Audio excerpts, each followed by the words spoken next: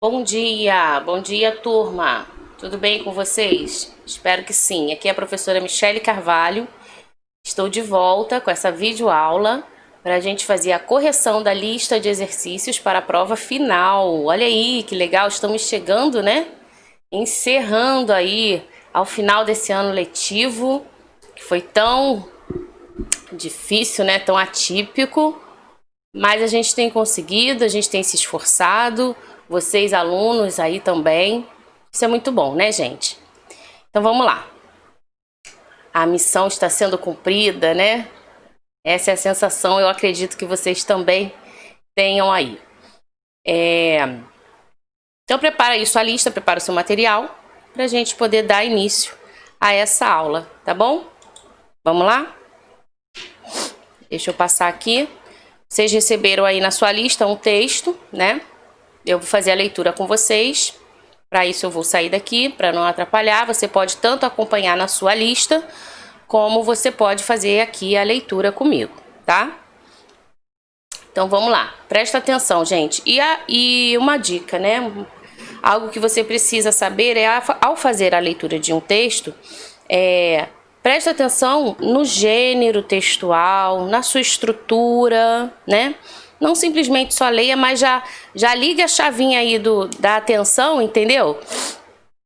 Para você já ir percebendo, né, as características, se tem personagem, se não tem, né, o que está acontecendo na história, quais os elementos que compõem a história, se existem muitos conflitos na história, ou a história é em torno de um único conflito, entendeu? Então você já liga a chave e já vai prestando atenção para perceber essas características que podem fazer parte de um texto, né? Tá legal? Então vamos lá. Esse texto tem como título Acidente na Estrada. E ele começa assim. Todos os anos eu passava as férias de julho na fazenda dos meus tios, no interior do Rio de Janeiro. Os fatos que vou contar aconteceram em 1989, quando eu tinha 17 anos. Eles mudaram minha fé e visão do mundo. Meu tio, dois primos e eu estávamos jogando baralho enquanto esperava minha tia terminar o jantar. A fazenda era muito antiga. Minha família morava ali há várias gerações. Infelizmente, nessa época, não havia eletricidade no campo. E os geradores eram muito caros para meu tio. Então, era tudo iluminado através da vela e do lampião, o que dava um aspecto tenebroso ao lugar. Nesse dia, chovia muito forte e os cachorros estavam dentro da casa. Mesmo assim, estavam muito inquietos. Então vamos lá, deixa eu passar aqui. Eu não gosto quando eles... inquietos, né? Eu não gosto quando eles estão assim. Sempre acontece algo estranho. Repara, está entre aspas, né? A fala do personagem aí. Disse meu tio apontando os cachorros. Ó quem falou, o tio, né? Todos nós rimos do comentário, que no momento pareceu engraçado. Ainda estávamos rindo quando ouvimos alguém bater forte na porta. Todos nós pulamos por conta do susto. Meu tio foi atender a porta, seguindo de minha tia, que veio rápido da cozinha ver quem era a visita inesperada. Quando meu tio abriu a porta, vimos um homem que estava todo molhado da chuva. Eu sabia que não era conhecido, porque eu conhecia todos os vizinhos da redondeza. Eu capotei meu carro ali na estrada. Preciso de ajuda, pois minha mulher está machucada e precisa de cuidados médicos. Eu vi sua casa da estrada e... Repara que está entre aspas, né? Disse o homem, sem fôlego, até ser interrompido por meu tio. Não precisa explicar mais, disse o meu tio, pegando a chave da caminhonete e saindo. Sem perguntar nada, eu entrei com eles no veículo e partimos. Em 1 minuto já estávamos onde o carro se encontrava. Eu e o meu tio corremos para o carro. O homem ficou lá dentro do carro paralisado, olhando na direção do carro e chorando, quieto. Eu e meu tio agachamos para ver a situação da mulher dele e, para o nosso choque, ali estava o homem que bateu na porta da fazenda, todo ensanguentado. Sua mulher não estava diferente. Eu fiquei com medo, mas meu tio me olhou e disse: Rápido, temos que levar os dois para o hospital, disse ele, ignorando o fato sinistro e forçando a porta para abrir. Tiramos os dois do carro e os levamos para o hospital. O homem, como eu e o meu tio sabíamos, já estava morto. A mulher estava com ferimentos bastante graves, mas sobreviveu. Algumas horas depois, saímos do hospital e fomos de volta para a fazenda. Quando chegamos, contamos a história para meus primos e minha tia.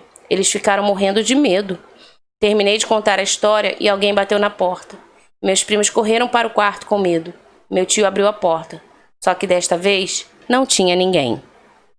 Nossa, hein, gente? Deu medo aí? Arrepiou?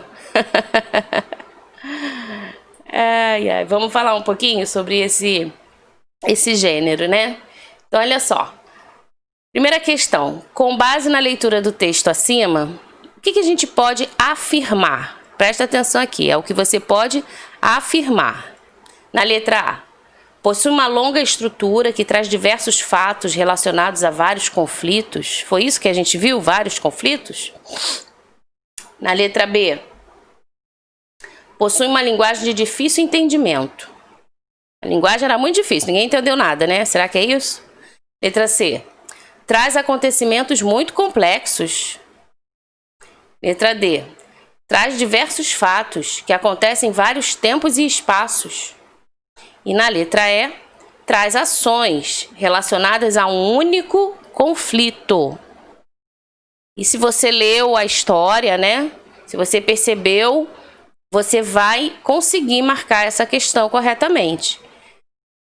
Porque não tem vários fatos relacionados, não traz uma linguagem de difícil entendimento, né? Não tem acontecimentos muito complexos, não tem nada disso, né? Mas existe o quê? Apenas um único conflito, gente. E as ações que estão ali relacionadas referem-se a esse único conflito, né? Esse homem que bateu na porta, quem era, e ao mesmo tempo ele estava dentro do carro, e enfim, aí no final bate na porta de novo, não tem ninguém, era o mesmo homem que estava dentro do carro no acidente? Será que era um irmão gêmeo? Enfim, né? A história fica até meio aterrorizante, a gente fica sem saber, era um fantasma, era, né? A gente não sabe. Será que foi a alma do homem que foi lá bater para pedir ajuda?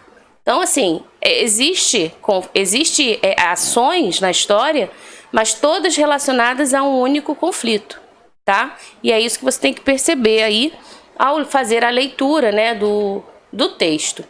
Então, olha só, eu trouxe esse adendo aqui para justamente, né, você pensar sobre esse gênero, esse conto, né?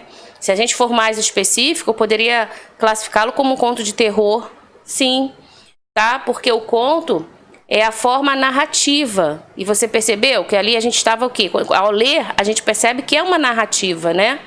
E, portanto, apresenta os elementos dessa narrativa. Tem personagens, tem o local onde acontece, tem a ação, não é isso? Tem o tempo, ele diz o ano em que acontece, ele diz como eram as coisas naquela época, né? Não tinha luz elétrica, enfim. Então, ele vai apresentando elementos que compõem a narrativa, tá? Esse conto é uma forma narrativa, né? Em prosa, de menor extensão, no sentido escrito de tamanho.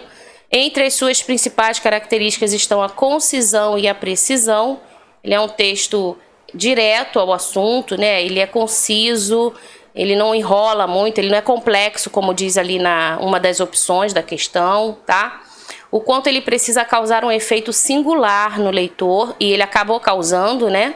Muita excitação e emotividade, a gente fica ali meio que, caramba, o que é isso, né? Imagina contando esse texto em sala de aula, né? A galera vai ficar, né? Uau, se for uma turma mais nova, né? Vai achar que é de terror, vai ficar com medo, vai ter a questão dos sustinhos e tal, né? Vai começar, ai professora, tô com medo, ai não fala isso não, né? Vai ter aquelas situações. Mas é isso, ele causa essa excitação, essa emoção, né? Gira em torno de um único conflito, como nós vimos. Personagens, espaço, enredo são limitados, existem, estão ali, fazem parte, tá? E ao escritor de um conto a gente dá o nome aí de contista, né? Então ficou esse adendo aí para que você possa relembrar desse gênero textual, tá? Lembrando que essa é a revisão de uma lista de exercícios para a prova final, né? Então a gente tem que estar atento a essas matérias que a gente viu ao longo do ano aí, não é isso? Vamos para a questão 2. Sobre o narrador do conto, nós podemos afirmar o quê? Esse narrador, ele não está incluso nos fatos trazidos pelo conto, ou seja, ele não participa dos acontecimentos. Na letra B, apenas ele descreve os acontecimentos, deixando de abordar as sensações e os sentimentos das personagens. Na letra C, ele apenas observa sem participar dos acontecimentos. Na letra D, ele participa ativamente dos fatos narrados. E na letra E, ele narra apenas as suas ações, sem mencionar as de outras pessoas. Você conseguiu identificar que tipo de narrador é esse? O menino, né, 17 anos, que foi passar lá as férias na casa do tio, não é isso? Ele participa ativamente dos fatos narrados, tá? Gente, não confunda o contista, aquele que escreve o conto, com o narrador, ok? Tá? Pessoas diferentes, alguém escreve, alguém pensou na história, tá? Alguém desenvolve a história. Contista. O narrador é aquele personagem, no caso aí, né, que participa, ele é ativo. Ele não é um narrador que só observa, entendeu? Ele está ali presente na história ativamente. Você vê que ele entra no carro, ele ajuda o tio, né? Então ele participa ativamente dos fatos narrados, ok? Então vamos lá. Continuando aqui, vamos para a questão 3, tá? Quanto aos elementos da narrativa, pede para que você preencha as lacunas abaixo. Então vamos lá. O narrador. Você consegue agora, né? A gente já falou sobre ele. Quem é o narrador da história? É o personagem, né? É o próprio menino aí que participa, que está na história, né? Como eu já falei. Quais são os personagens dessa narrativa? Nós temos aí, então, o menino, que é o narrador. Nós temos o tio, temos os familiares do narrador, né? A esposa. E aí cada um pode ter colocado a sua maneira, né? O tio, a esposa, o sobrinho, tá? O casal envolvido no acidente, tá ok? Então é importante você reconhecer e identificar os personagens da história. Foco narrativo. Qual é o foco? Se esse narrador é personagem, fica mais fácil você identificar o foco narrativo. Primeira pessoa, né? Primeira pessoa é o foco narrativo. E a gente vai percebendo isso, como ele se coloca, né? Você percebe pelos verbos apresentados ali, tá? Pela desinência desses verbos, ok? Eu entrei no caminhão, estávamos brincando, jogando, tá? E aí você vai percebendo o foco narrativo, primeira pessoa. E o enredo, gente? Que acontecimento ali? O que você colocou aí? Vê se bate aí. É um acidente, né? Um acidente ocorre e a alma do motorista pede ajuda ao narrador e ao seu tio, a fim de salvar a sua esposa, tá? Esse é o enredo. Vê se bate aí com o que você pôde perceber, tá? É um conto, né? Um conto de terror, de suspense, né? Mas para terror, né? Vamos lá. Questão 4. Pede para você retirar do texto um exemplo de discurso direto. Lembra? Discurso direto. Vamos o quê? Deixa eu falar aqui olhando para você. Presta atenção, olha só. O discurso direto é a reprodução fiel da fala dos personagens. E o discurso indireto é quando é comentado por alguém, né? É reproduzido, tá? Então não apresenta uma estrutura de travessão, né? Então fica atento, observa isso lá no gênero, lá no texto, como foi apresentado esse discurso ali no texto, tá? Então olha só. Repara que eu falava assim, está entre aspas, não é isso? Então ele pede para retirar do texto um exemplo de discurso direto. retira uma parte que está entre aspas, ó, rápido, temos que levar os dois para o hospital. Por quê? Porque é a fala fiel do personagem, ok? Não teve aí a interrupção ou intrometimento aí do narrador, né? Questão 5. Qual é a descoberta muito inesperada e assustadora da narrativa? Qual foi esse momento? O homem que pediu ajuda, olha só, já estava morto. Uau, né? Então aí se confirma o gênero, né? O conto de terror, tá? Questão 6. Quanto ao gênero textual, como classificamos o texto acima? Narrativa curta, poucos personagens e somente um conflito, ok? Muito bem. Aí, gente, eu coloquei aqui outro adendo, tá? Só para você também relembrar, ó. No discurso direto, você vai encontrar esses verbos aqui, né? No presente, por exemplo, o professor disse, eu vou, aqui, eu vou. Então, você tem aqui a representação fiel da fala do que o professor falou. Olha a diferença aqui num discurso indireto. O professor disse que iria. Então, repara, você pode estar lá escrevendo a sua redação. Aí você põe, o professor disse, 2 pontos, outra linha travessão, eu vou. Ou você escreve, né? Ah, e eles conversando, o professor disse que iria. Então, repara, é a mesma informação, só que a estrutura é diferente. Aqui é o discurso direto e aqui é o discurso indireto, tá? Usando o pretérito perfeito, ó. Por que você não jantou ontem? Né? Esse ontem aí indicando o tempo passado, né? E aí no mais perfeito, perguntou-lhe por que não jantara, tá?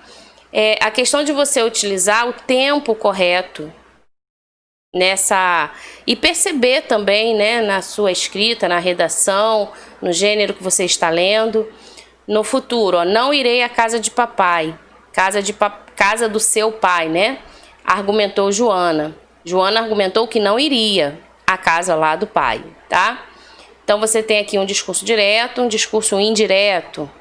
E aí você observa que no discurso indireto você encontra também, ó, o professor disse que iria, perguntou-lhe por que não jantara, Joana argumentou que não iria. Você encontra no discurso indireto orações subordinadas. Presta atenção, ó, que iria, que não jantara, que não iria. Entendeu?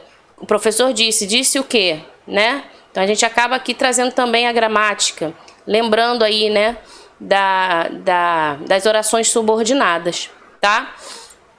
E no imperativo, Marina áspera gritou, né, para que alguém saísse da sua frente, ó. Saia da minha frente. Então você vem aqui também a estrutura, tá vendo? 2 pontos, travessão e a fala da personagem.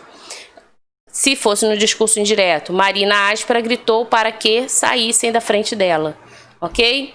Então é isso, gente. É só ficar atento nessa estrutura, tá? Agora, olha aqui. Tem uma charge aí, né? Bem interessante, em que um personagem fala para o outro assim, ó. Vestido para o carnaval. Imagina, o cara tá andando, vindo na calçada, né? E aí encontra um outro com uma fantasia ali de palhaço. Então ele pergunta, né? Vestido para o carnaval? Ficou indeciso ali, ficou meio que... Será? De repente ele se foi até perdido no tempo, né? Será que já estamos na época de carnaval e eu não sei? Então ele se viu assim, meio que... O que tá acontecendo, né? E aí o outro diz, não. Tô vestido de carnaval, não. É para o ano eleitoral. E aí ele tá ali se trajando, né, de palhaço, né? Bom, gente, faz a gente pensar com certeza, né? Nos leva aí a uma grande reflexão. A imagem é uma charge e pede para você justificar o motivo. E é lógico que o legal seria que cada um tivesse a oportunidade aí de se expressar, né, de falar o que entendeu, de ler a sua resposta. Então eu trouxe aqui uma sugestão de resposta para que você, a partir dessa, possa verificar, né, se a sua condiz, está dentro dessa linha de raciocínio, de pensamento, tá? E é a seguinte, né? Essa charge, ela apresenta uma crítica, então é óbvio, você tem que perceber que existe aqui uma crítica sobre um assunto temporal e específico, tá? Que assunto específico é esse? Ano eleitoral, né? Precisamos votar, escolher aí alguém para nos representar, e toda vez que chega essa época, a gente sabe a situação que é, né? Os conflitos que acontecem, enfim. E aí você vê que é uma crítica, né? Mais um ano em que a gente vai lá, ele se sente enganado, talvez, né? Ele se sente aí palhaço. Vamos usar a palavra da roupa, né? Da fantasia que ele está usando, tá? Então é isso. É uma crítica, a charge ela apresenta uma crítica sobre um assunto temporal. O assunto nós já identificamos e ele é bem específico, ok? Muito bem. Esse gênero textual, charge, olha só, ele é um gênero jornalístico, tá? Vamos relembrar, é importante a gente trazer, né, de volta o que a gente já aprendeu ao longo aí do ano. Ele faz parte, então, da esfera jornalística. Você vai encontrar muita charge, tanto no jornal físico quanto no online, né? Se hoje você colocar no Google, aí você vai verificar que tem muita charge, muita interpretação, muita análise. E elas são muito... nos levam mesmo a essa reflexão, faz a gente pensar. É lógico que a ideia do chargista é mexer, é motivar, né, com a população, é levar as pessoas realmente a pensar em alguma coisa, a se mobilizar, sair da inércia, né, e aceitar tudo. Enfim, então a gente precisa desse tipo de leitura também e saber interpretá-la, tá? Então aqui, ó, a charge é um gênero jornalístico que se utiliza da imagem, então você observou ali desenho, né, ilustração, para expressar a coletividade, tá? Para expressar o posicionamento editorial do veículo. E aí, gente, quando fala em posicionamento, eu quero trazer a sua lembrança de que é o quê? É o ponto de vista, né? É a opinião dessa editora que está veiculando essa matéria, esse assunto, abordando esse assunto, tá?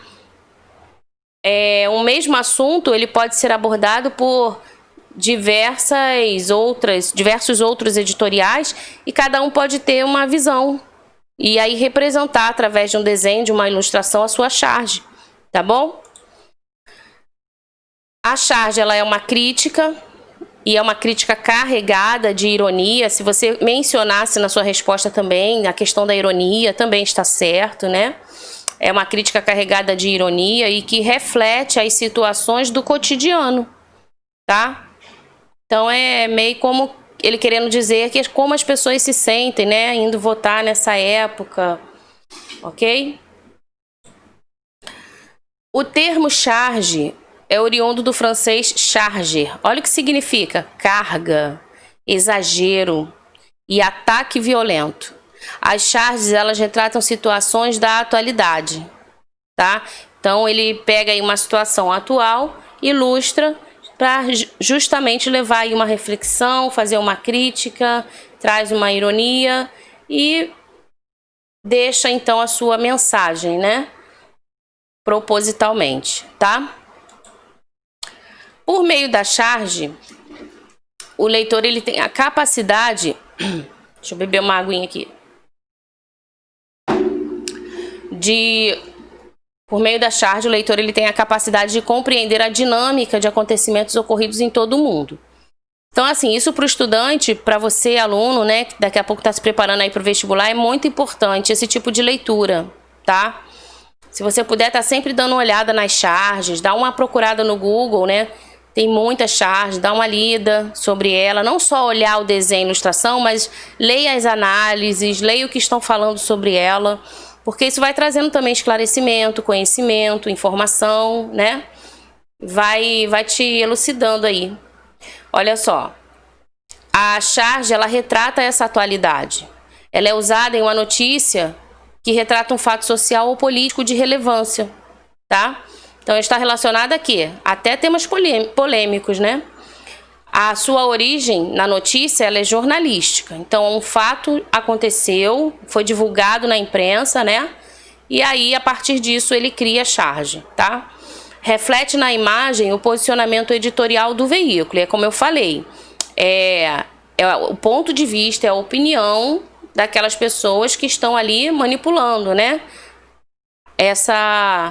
Divulgando essa mensagem, tá? Esse editorial aí que acabou executando aí essa charge, né? E veiculando ela. A charge, ela também pode ser chamada de texto visual, em que utiliza o humor ao mesmo tempo em que critica, tá? Você vai perceber na charge a ironia, como a gente falou aqui, ok? Chega assim a ser engraçado, apesar de muitas das vezes trágico, né? Cruel, sim, tá? Como se alimenta da novidade, ela é tida como uma narrativa efêmera, ok? Caso não venha acompanhada de uma notícia, pode não ser compreendida pelo leitor. E isso aqui acontece muito, porque se o aluno, né, não é um aluno que procura se informar, saber o que está acontecendo, e ele olha para o desenho e não sabe o que está acontecendo à sua volta, é como aquele analfabeto, né? Ele vê a letra, mas ele não sabe ler, né? É da mesma forma, tá? Então a gente precisa buscar o conhecimento, a informação, atrelá-la à imagem, à charge, para que a gente possa então compreender aquilo que a gente está se propondo a ler, ok? A diferença entre a charge e o cartoon, né? Porque os alunos perguntam muito, qual é a diferença? O elemento é o tempo, tá? O elemento tempo é a principal diferença entre charge e cartoon. A charge, essa que nós vimos aí, trata de situações atuais, né? Ela verifica as notícias atuais. O cartoon, ele não se prende a essa questão de tempo atual. Ele pode pegar situações passadas, antigas, para fazer uma crítica, para satirizar, entendeu? Então ele não se prende, tá? E é isso, gente. Espero que você tenha feito aí a sua correção, tenha gostado das explicações, porque acaba trazendo novamente, né, a lembrança do que a gente já falou ao longo do ano, tá? Estuda, estamos chegando aí na reta final.